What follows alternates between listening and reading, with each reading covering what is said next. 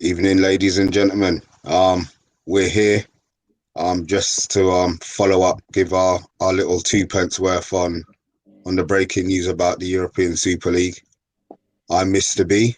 We've got Breezy Gunner Page and the cop artist and Howie Gale, former professional footballer.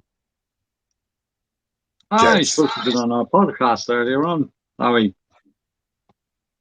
The nightmare I had with that, by the way. Yeah, it was a bit of a nightmare, I'll come wasn't it? back on it. Yeah, but as I say, if the connection's are right, I'll come back on sometime in the near future. That'll be good. It's a really important subject tonight again with the news, and I'll leave this to you now to present this. right. Well, as you can tell by the livery behind my head, I'm a London mank, and I'm disgusted, actually, if I'm honest. It's not a surprise that there's certain clubs involved, but it does really, really, really, really disappoint me that we've signed up to this, and we're part of the bullshit that is being called the European Super League. Would just like to welcome Don P, representing the Cockerels from North London. Welcome, Don P. Yeah, thanks. Brizzy, can I have your opinion, your thoughts, your... I don't want it. 100%. I do not want it. The league, the football, it's all in the league. The fans, we pay the money into the teams that we support by merchandising, season tickets, scarves, the lot. We've been there supporting them. If they go into a Super League, half of the fan base is just going to go, well, what's the point? Because you can't get relegated, you can't get promoted. That's the whole part of football. It's to have that kind of, especially in the Premier League. No one can sit here and say who is going to win the league every season, because no one can predict it, because it's so unpredictable, and that's what makes it so one of the best leagues in the world. And I just think all they're thinking about is their back pocket. All they want is the money. But yeah, we are, as the fans, we pump the money in, and it's just absolutely stupid. And I don't want it at all. 100%. Cop artist? Yeah, I'm in total agreement. I think it's an absolutely disgusting situation for these top six clubs to be putting the players, the managers, the fans in this situation. I don't think it's really sort of been thought out from that sort of end of it. From my understanding, this is supposed to rival the Champions League, which is supposed to be these matches being played. I may be wrong. I mean, I may have got the wrong end of the stick, but these matches are supposed to be played midweek. So let's just take one situation, being the fans. How the fans are supposed to get to these games, away games, in Italy, in Spain, during a global pandemic, where people are struggling to live as it is, let alone take anything else into consideration.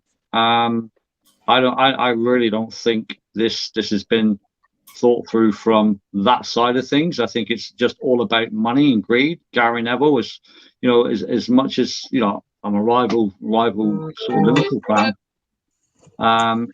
He's spot on with everything I said. It's all down to money and down to greed, and that's just going to trickle down. The adverse effects are just going to trickle down through the Premier League and the lower divisions, even down into grassroots level, possibly. I don't want it, and I think it's wrong. Don P? Yeah. Basically, it's. I feel sorry for so many clubs in all the different leagues that would obviously be affected if this was to happen, because ultimately, in terms of football and football fans, all you can do is dream that your team will make it to the very top, and to actually take that away from people, I just think it's like, yes, it's outrageous. It's basically, it's anti-competition, isn't it? Basically, what they're obviously trying to do is go for an NFL or NBA type situation where the clubs in effect become franchises and open to the biggest bidder to try and make basically billions out of each of the football clubs, and that's what it's all down to in terms of money. Do I think it will happen? I still think this statement that we're going to see, because I don't think they've released the statement yet, have they? I think the statement that we'll get from the clubs, I think you'll see that a lot of the clubs will rein back on what they plan to say. That's why it's probably taken so long. Because obviously you've got the 6 clubs there. In terms of, if you just look at the Premier League, you've got the 6 clubs there. There will be some clubs within those 6 clubs that will be kind of, forget whatever UEFA's saying, forget whatever's FIFA saying, we should do this anyway. And then you've got the other clubs that are going to probably be saying, do you know what? No, we can't really do this. I think we should release something that says that we were just kind of considering or exploring our options. And so, do you know what I mean? So I just can't see it happening. And the fact that also that Bayern Munich aren't involved, German football is massive. Less so with the PSG, but definitely with Bayern Munich being involved. If Bayern Munich are involved, then I think it might be a slam dunk. But yeah, without them being involved, I just can't really see it happening.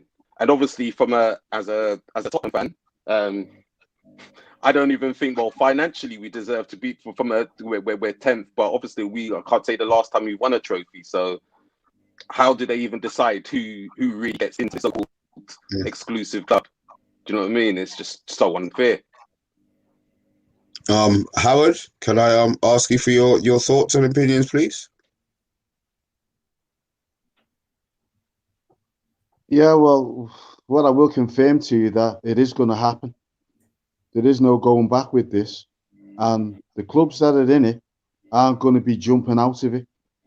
And I would suspect that by the time again that they get round to putting pen to paper, that most probably Bayern Munich will have jumped on this wagon as well.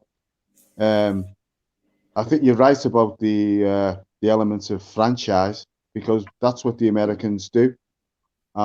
Both clubs, again, let's say the 2 top clubs in the UK, Liverpool and Manchester United, have both got American owners.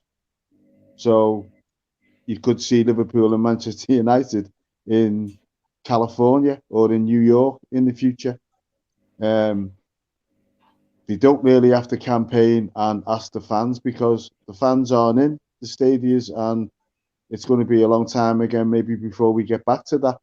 But it's about money and about survival, and it's no use you on principle saying that you're not going to go in that European League on principle.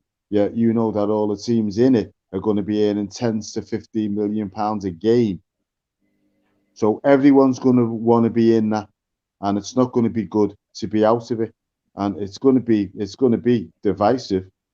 It's going to be interesting to see how UEFA and FIFA deal with this in relation to, if that league does fail, will they allow those clubs who joined it to come back into the respective leagues within their countries? So there's all the arguments and the questions have been done and are being asked. So again, for those of you who've read my book, I've been talking about this again for years. There's one thing about America. What happens in America always finds its way across the pond and ends up here, whether it be VAR, whether it be McDonald's, whether it be anything that is American. It ends up here, and here's another string of it now. It will happen. Those clubs that have been invited into it, because that's what it is, it's going to be invitation only. They don't need to have relegation or what's again the prestige, because again, it's just going to be millions and millions of pounds a game to each club. And what they'll do with VAR is that VAR people asked me a few years ago again when VAR first started out, what did I think of it? And you can see again what VAR is. VAR is another way of monetizing a game. So in the future, when it goes to VAR, that'll go bang straight to like a 30-second advert that companies will be paying millions of pounds to have a 30-second advert with a Liverpool Manchester United game, a Liverpool Real Madrid game. So from a monetary side of it, every club in the world would want to be in this league. And as I say, it's invitation only, and they must have some big backers to perpetuate the finances that are going to be generated by it. But there's a big question now: is it going to kill the Champions League? Is it? Well, it's certainly going to demean it if all the best teams are in this league again. You're talking about the top six in the UK. It'll be similar in France, Germany, Spain. I don't know about the Balkans clubs, but as I say, it's a new venture that everybody wants to be a part of it, and we can all say to that we. And again, I don't want it to happen.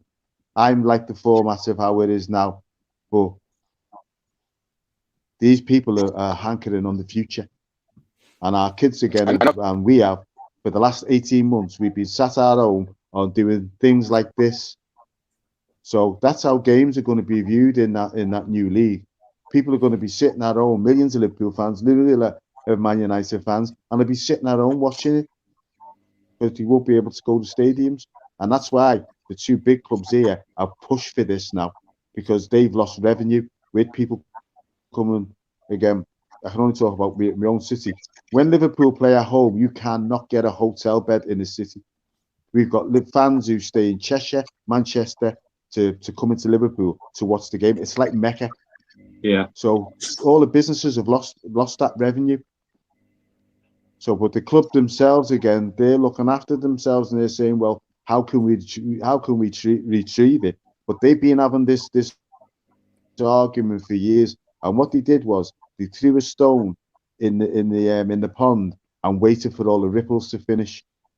And that's how they're going to roll this out now. As I say, it is going to happen.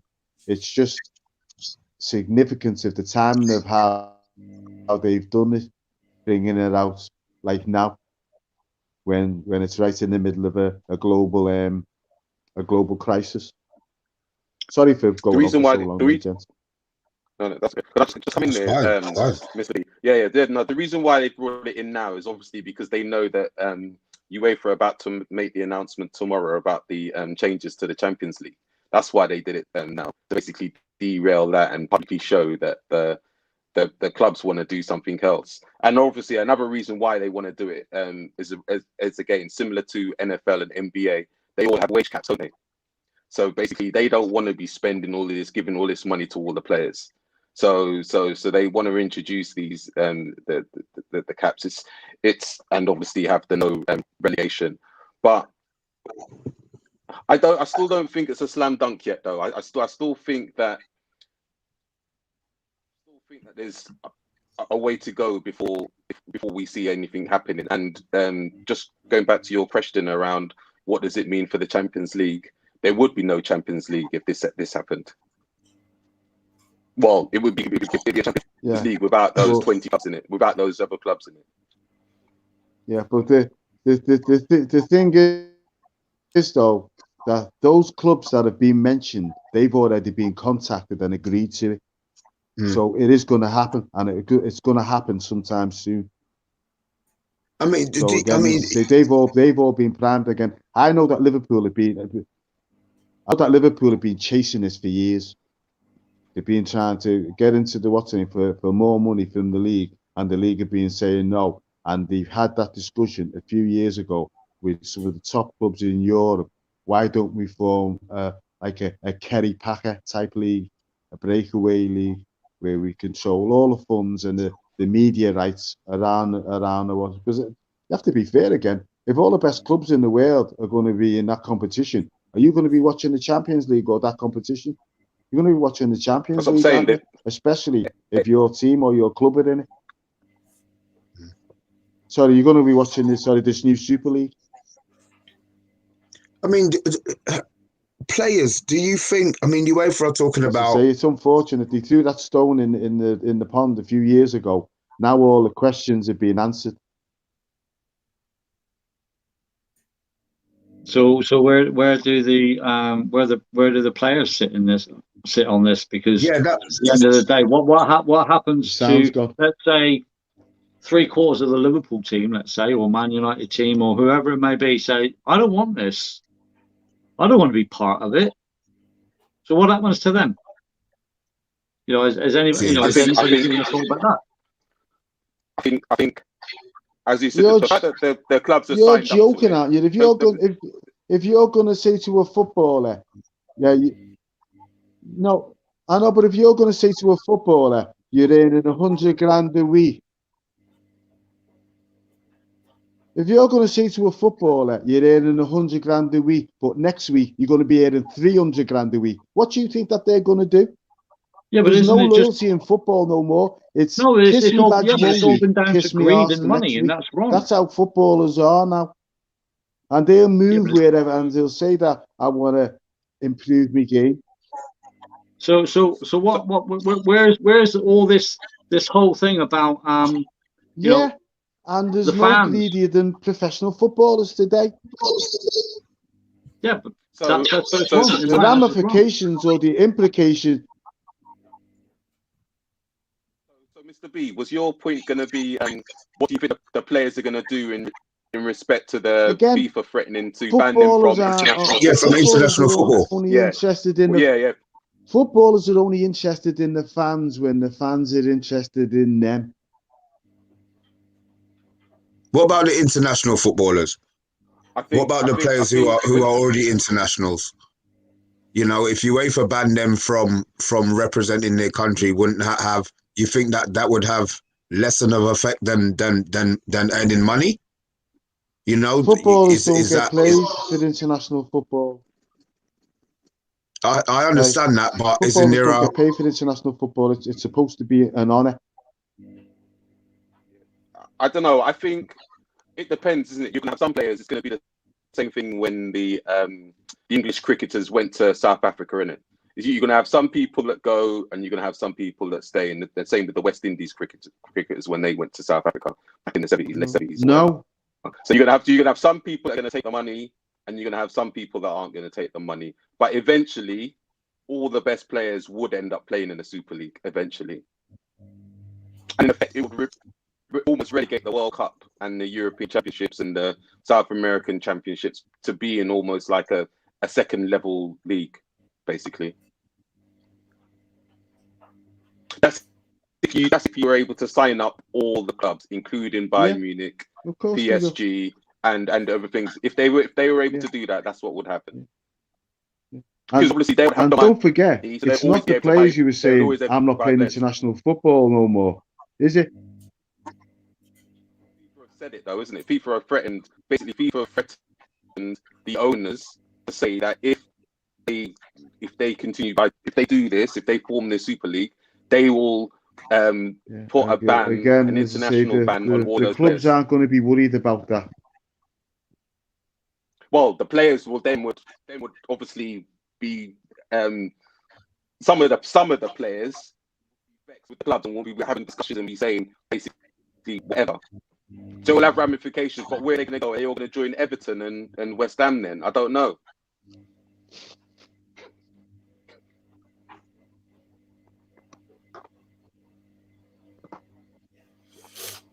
What do you think, Mr. B? I think players have pride. I would like to think that they've got pride. And most probably some of the players will have been aware.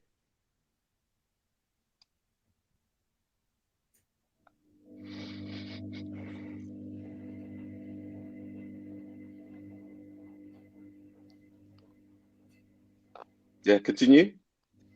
You got internet issues again. Yeah. Continue. I think that, I think that they would. Yeah, I would like to think that the players have got pride and would want to play for their country, but obviously I haven't played the game and I'm not as informed as Mr. Gale. So my opinion's been totally thrown because I understand they don't get paid, but I also see it as a pride thing. So I would be thinking that players like a Marcus Rashford Yeah. would rather play for his country than earn that extra. But Players loyalties.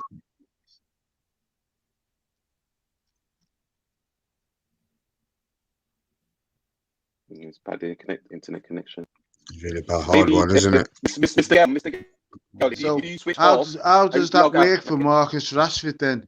How does he play for his country and not for Manchester United, who are playing in this European League? So he's going to have to move to a club that aren't in it.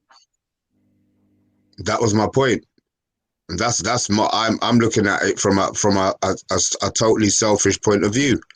That there's Are you going to be talking to me? players who, yeah, I am. Yeah, sorry, yes, I was. Yeah, I was just replying to you, Howard. Yeah, I was just saying that I still believe in this day and age that he would probably have to move.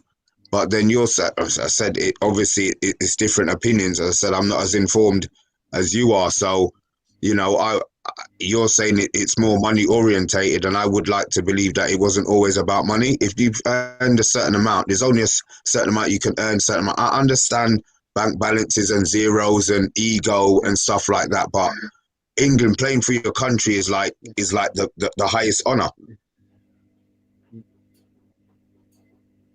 But see what they will do though is it's all around the branding that's around. Imagine if the Dano offering £6 billion, yeah.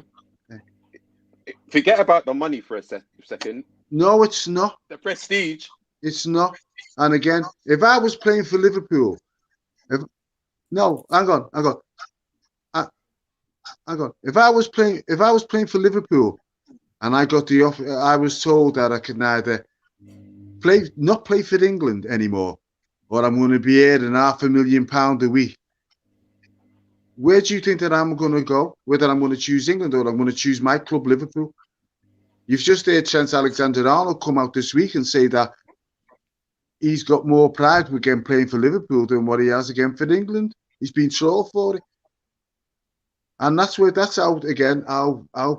players think now. International again is just a status for them. And it maybe gets them a couple of notes on the next contract. But modern day footballers and modern day society is subservient to the pound note or to the dollar, to the big bank. And again, the nepotism that goes on in a football club, in a changing room, is that players are looking down that changing room to see who's in and what's he on. And I'm a better player than him, and he's on more money than me. So when I go in and ask for my next contract now, I'm going to point that out. So again, the place that where we'd like to be with this is that how we grew up and how we were. These modern day kids aren't like that. They're governed by again the pound notes and the wage packet. There is no loyalty in football no more. Again, players will move as soon as they reach the peak potential. So, and it's not a question again of, well, I like this club, I'm happy here, my family is settled here. It's about the pound.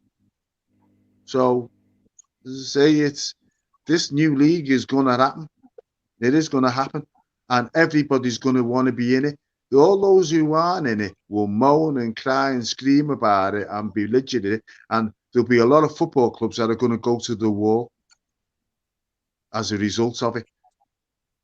But I agree. The ones who are in it are going to load it, and they aren't going to be giving Mr. up their Gale, place. So if you're guaranteed again as a club where you're earning £1 billion a year, and you're guaranteed that.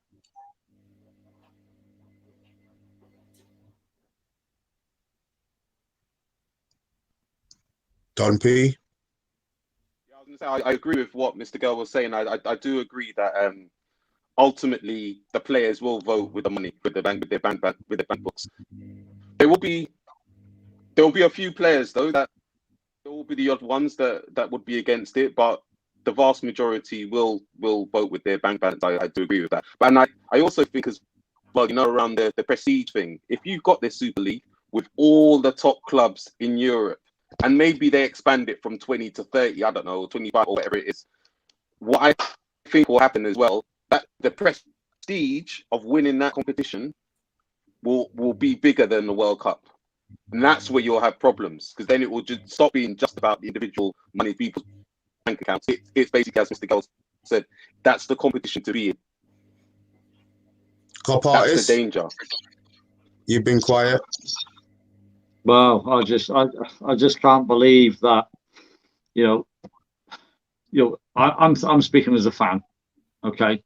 I'm disregarding the whole situation regarding sort of the players and the clubs and everything else. But as a fan, being able on the odd occasion, because I live 300 miles away from Anfield, difficult to get tickets, absolutely ridiculous to get tickets if you're not a season ticket holder. But on the odd occasion I can go, I look forward to being able to go so much. I love my club. I love my team. I have done for 55 years. Okay. But for this to happen, it means the fans are screwed, basically. They can't go abroad. Like I said earlier, they can't go abroad and watch these away games like they can in this country when we're playing United or Spurs or Arsenal, okay, which is just a quick trip down the motorway. They're able to get a ticket. That'll be all gone. So where does that leave the fans? Having to sit, like Howard said, having to sit behind the screen to watch their team. Then you're losing the passion from the fans. I don't agree with it. And if Howard's right and it does happen, I don't know what I'm going to do. I don't know how I'm going to feel. Breezy. Yeah. I agree. Yeah. I mean, there's not really that much I can kind of sit here and say. End of the day, I've been an Arsenal fan since I could watch TV. It's been a part of me for years, and I've watched almost every game. The chance that I do get to go to a game, it's like the highlight of my day or the highlight of my month. Get to go to away games. Again, no fan can keep spending, however how many hundreds of pounds it is to go to, France or Spain to watch an away game, let alone a Champions League game.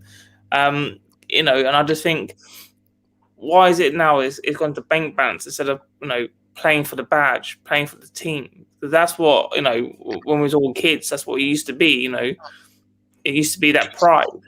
Now it's just, how many zeros do I get out of a contract, And I just think money is ruining football, and this Super League is just going to ruin it even more.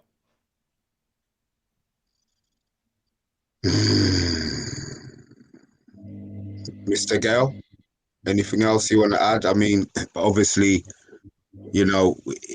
I'm pissed off.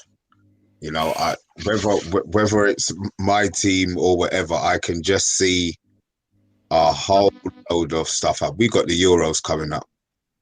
Is anybody going to be talking about the Euros? This is going to rumble and rumble and rumble. They've put back the statement or the press release that they were going to have, because clubs didn't expect it to be leaked today. Whoever leaked it did a good job, because they obviously, as Howard said, there's people behind the scenes who've have to have known. There's no way these things were signed yesterday, and it's been murmured for a little while. So the fact that it's come out today, the day before the Champions League, as Don P was saying, I think it's a big thing. But if things have been signed, it's all well and good saying it's a proposal and these things are, but if it's actually been signed, then there's going to be real issues, because then what do you know? UEFA are threatening to do this, threatening to do that.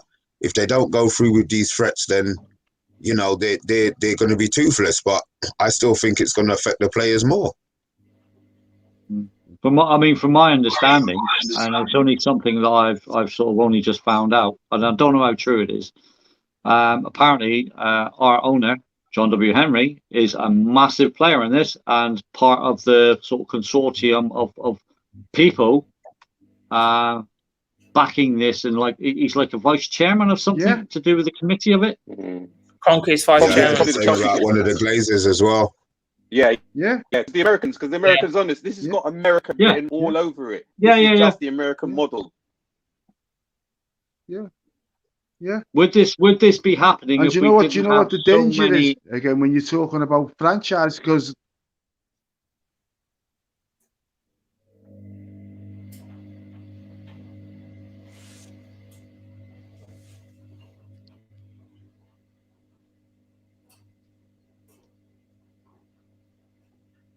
Is he frozen again? I think so. Cop. Yeah. Yeah, go on, cop artist. Sorry, carry on. Yeah, I was just going to say, you know, you mentioned about No, this go on, has we got can hear you America now. written all over it. It has, and if you look at like, the Glaziers and FSG, they're the big one. Tottenham chairman, even the Tottenham Joe Lewis, he spends all of his time in America.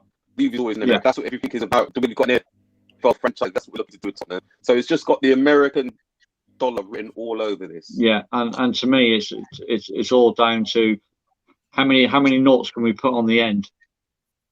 How big a bank balance can we make? And to me, football isn't about money.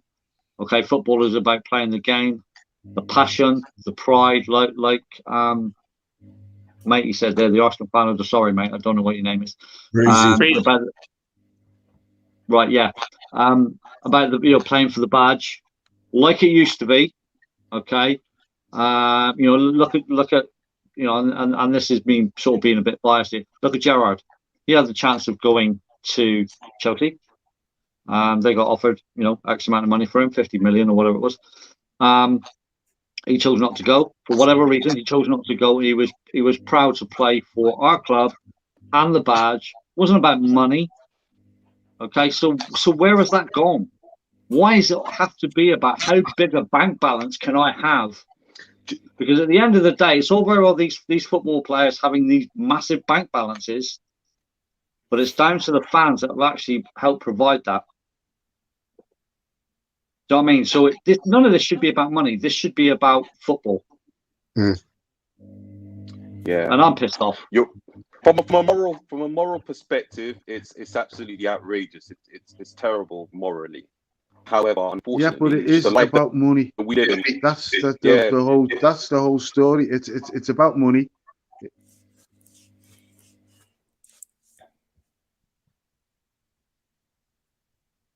Yeah.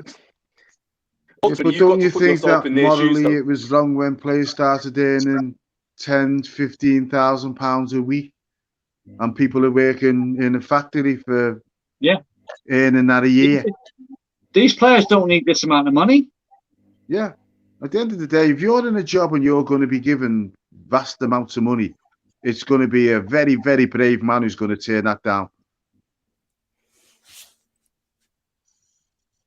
Isn't it? As I say, it's about what you need, not what you can get. There's a new generation now who are coming along who buy into this. Yeah, but it's a generation. Yeah, but our kids aren't like that. Our kids aren't brought up like that. The kids aren't like that on the street. It's not about what you need, it's what you can get. Well, that's it though, isn't it? The kids of today, again, they're pumped with all this on the telly or all the things that you can have. And football's a lifestyle that can provide that. Have you guys it is wrong, but again, as I say, you can take it into Parliament and they'll tell you it's wrong. It won't change it. No, it won't. It won't change it. Not at all. I mean, I don't have a sort of similar situation, but as you can see in the background, I do a lot of artwork. That's my business, okay. And I get people constantly trying to get me to do artwork for a pittance of money, okay. And I don't go ripping people off, trying to more and more and more and more and more out of people just because I do what I do. I give value for money. So is it the case that these footballers who earn £200,000 a week, is that justified, or is that just ripping the heart out of football through greed? Because to me, that's greed. Well, no, it's not. That's the market. That's the market. Well, again, it's only greed again if you're asking for more. If you're negotiating a contract and you're going to try and get, or your agent's going to try and get you the best deal for his client, and if he gets you £100,000, you're not going to go back into the club and say, listen, no, I think I've been a little bit too greedy there myself. I'll take 50 grand a week. You're not going to do that. Yeah, well, I'm not talking about that. I'm talking more about. I'm being the devil's advocate here because, again, I don't agree with what's going to happen. And yeah, I talked about this in my book years ago. About what, sorry? I didn't hear that last bit. Big hobby, if you were to finish what you were saying.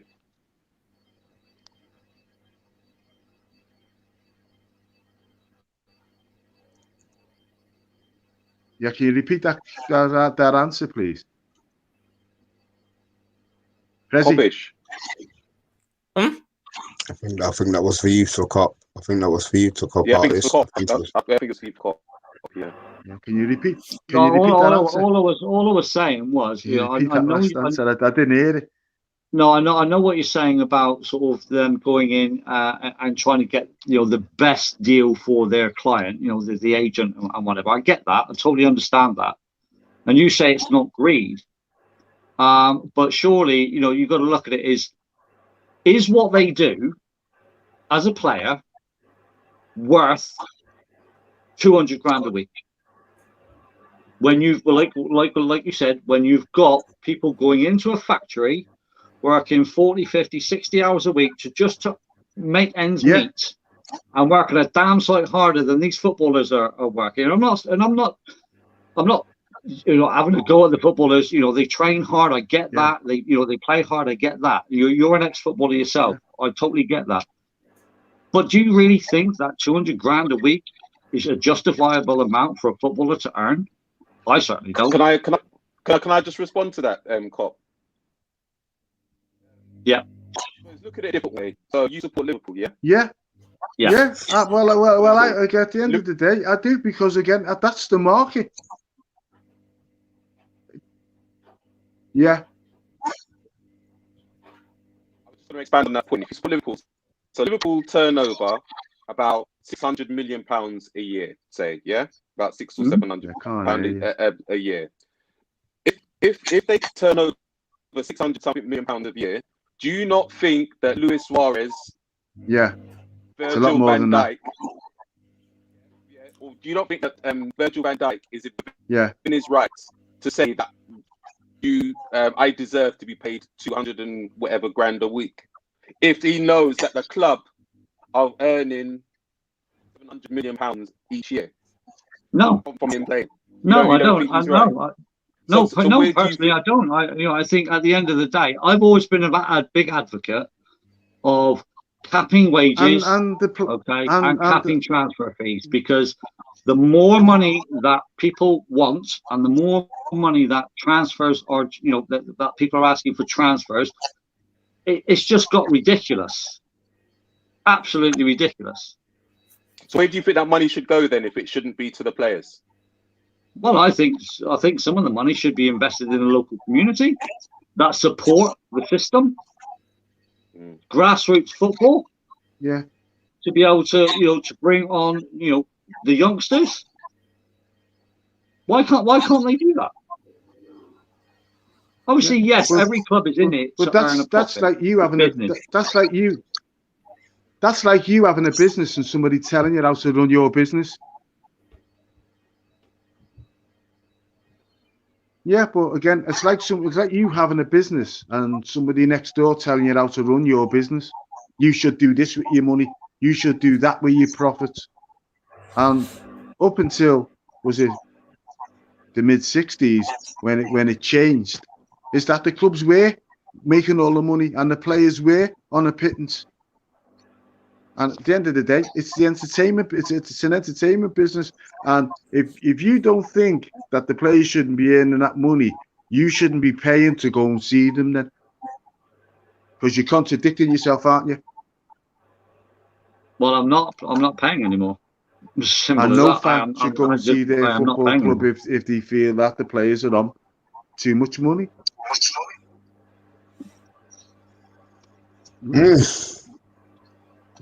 Have you heard anything? You have Sky, stuff like that. So in different ways you are paying. And don't forget, it's Sky who play the football clubs. And that's why the football clubs can pay the players. No-win situation here. I think Howard's right. I think it will go ahead. I don't agree with it. It's painful. It's painful. It is painful, and I think it's just going to get a lot worse. Listen, I don't agree with it. I hate this because this is going to rip football apart. Yeah. Oh, I think, gentlemen, I think we'll have to sit and wait and see what the next instalment is. I think your ex-manager said it all though, Alex Ferguson, when he said, like, imagine if you are like a fan of, say, someone like Everton, who your team just about to spend £500 million on a stadium, and you have got no hope of actually reaching the top table. Like, do you know what I mean? I think it's absolutely outrageous and terrible. Yeah. Yeah, it's a kick in the knackers, isn't it? I mean, look, it is a big kick. I mean, look, we all came on the show at very, very short notice. It's a Sunday night, and I did expect us to all agree. We have. I mean, what was good is the insight from Mr. Gale into the inside working of footballers' minds. Now, I had a completely different outlook on what I thought they would do, but I have been educated now, so it's going to be interesting to see what the fallout will be from that. As I said, it's a Sunday night. It's just after 11, so let's end this. But I mean, look, we come back, we can come back and still discuss. It's good to voice opinions. It's good to have a platform to voice our opinions. So I'd like to thank Don P.